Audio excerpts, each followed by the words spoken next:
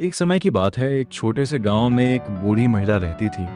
वह बहुत बूढ़ी थी, उनके बाल चांदी जैसे सफ़ेद थे और उनके चेहरे पर कोमल झुर्रियाँ थीं, लेकिन उनकी आंखें चमकदार थीं और उनमें दया भरी हुई थी। गांव के सभी लोग उनसे प्यार करते थे क्योंकि वह हमेशा खुश रहती थी, तब भी जब जीवन कठिन होता था।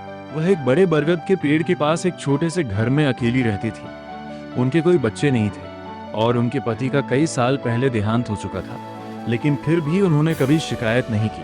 वह पेड़ के नीचे बैठती, लोगों से बातें करती और हमेशा हमेशा मुस्कुराती रहती। उस गांव में लोग कड़ी मेहनत करते थे। कुछ किसान थे, कुछ बढ़ई थे और बाकी लोग छोटे बाजार में काम करते थे। कभी कभी बारिश नहीं होती थी और फसलें सूख जाती थी। कभी कभी लोग बीमार पड़ जाते थे और काम पर नहीं जा पाते थे। जीवन आसान नहीं था और गांव के कई लोग अक्सर दुखी या चिंतित रहते थे। एक दिन राधा नाम की एक युवा महिला उनके पास आई। राधा रो रही थी, उसके चेहरे पर चिंता साफ दिख रही थी। उसने कहा, मुझे समझ नहीं आ रहा कि मैं क्या करूं। मेरा पति काम की तलाश में शहर गया है, लेकिन उसने कोई पैसा नहीं भेजा है।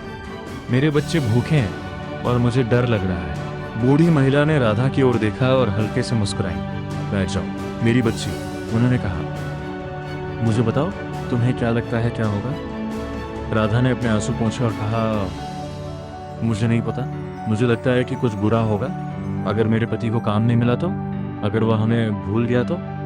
बूढ़ी महिला ने धीरे से सिर हिलाया। राधा, जब हम बुरे विचार सोचते हैं तो हमें और बुरा लगता है, लेकिन अगर हम अच्छे विचार सोचते हैं तो हमें बेहतर लगता है और कभी कभी अच्छी चीजें भी होने लगती हैं। राधा ने पूछा, लेकिन जब सब कुछ इतना बुरा है तो मैं अच्छे विचार कैसे सोच सकती हूँ?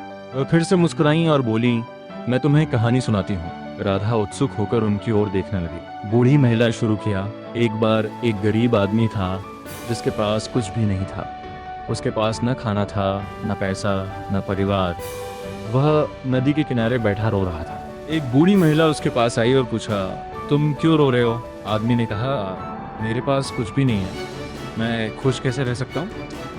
बूढ़ी महिला मुस्कुराई और बोली, तुम्हारे पास नदी है, तुम्हारे पास पेड़ है, तुम्हारे पास सूरज है। अपने चारों ओर देखो, हर जगह सुंदरता और जीवन है। अगर तुम उस चीज़ के बारे में सोचते रहोगे तुम्हारे पास नहीं है तो तुम हमेशा दुखी रहोगे, लेकिन अगर तुम उस चीज़ के बारे में सोचोगे जो तुम्हारे पास है तो तुम्हें शांति मिलेगी। आदमी ने उनकी बात सुनी और धीरे धीरे वह रोना बंद कर दिया। उसने अपने आसपास की अच्छी चीज़ों को देखना शुरू किया और उसी दिन से उसकी ज़िंदगी बदलने लगी। बूढ़ी महिला ने राधा की ओर देखा और कहा, देखो मेरी बच्ची, उस आदमी की ज़िंदगी जादू से नहीं बदली थी।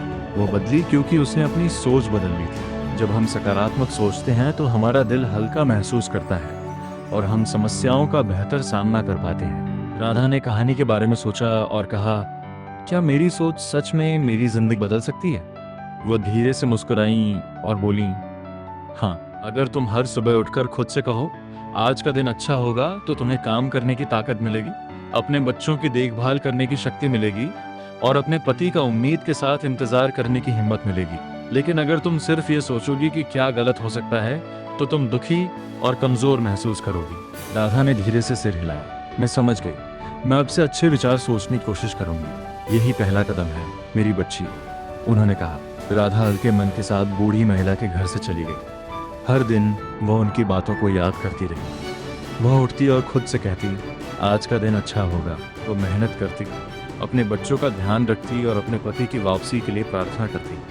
कुछ हफ्तों बाद राधा को अपने पति का एक पत्र मिला। उसे शहर में काम मिल गया था और वह घर पैसे भेज रहा था। राधा खुशी से झूम उठी। वह दौड़कर बूढ़ी महिला के घर गई और उन्हें यह खुशखबरी सुनाई। बूढ़ी महिला मुस्कुराई और सिर हिलाया। देखा मेरी बच्ची, जब हम सकारात्मक सोचते हैं तो हम अपने जीवन में अच्छी चीज़ों को आमंत्रित करते हैं। समस्याएं हमेशा आएंगी, लेकिन अगर हम उनका सामना उम्मीद भरे दिल से करें तो हम उन्हें पार कर सकते हैं। जल्द ही गांव के अन्य लोग भी बूढ़ी महिला की समझदारी भरी बातों के बारे में सुनने लगे। कई लोग उनके पास आए और अपनी समस्याएं साझा की।